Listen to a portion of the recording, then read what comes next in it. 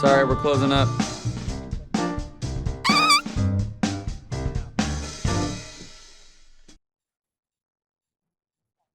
Hello? Who are you? The fuck? Right in front of you, prick. You think I would find this thing?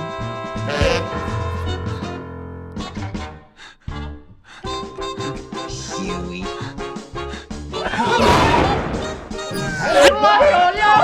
Pussy, I followed you from a fucking tower.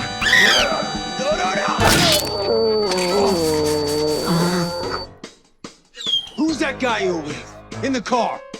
Who was he? He put you up to this? I don't know. He was just some Uber driver, Don't okay? give me some bullshit Uber driver.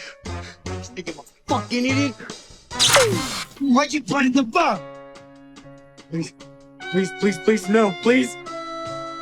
We're the Seven, Earth's most mighty, champions of the innocent, motherfucker!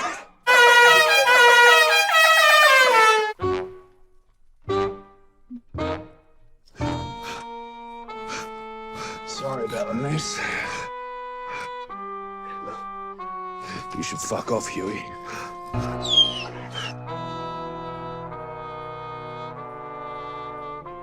Huey, Ron. No wonder.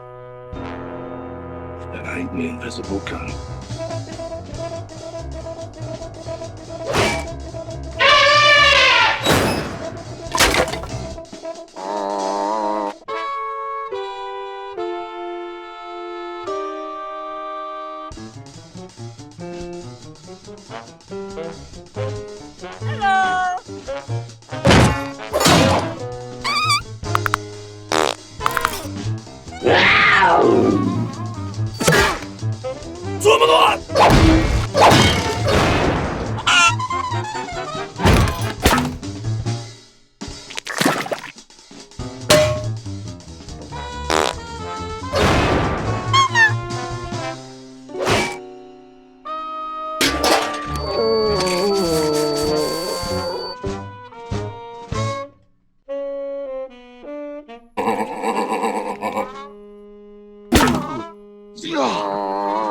So who are you? Fucking spy? For who, huh? You're gonna fucking tell me, or I'm gonna smash your fucking scalp off! Who the fuck are you? Tell you who you are. Fucking moron. Translucent doesn't even mean invisible. That means semi-transparent.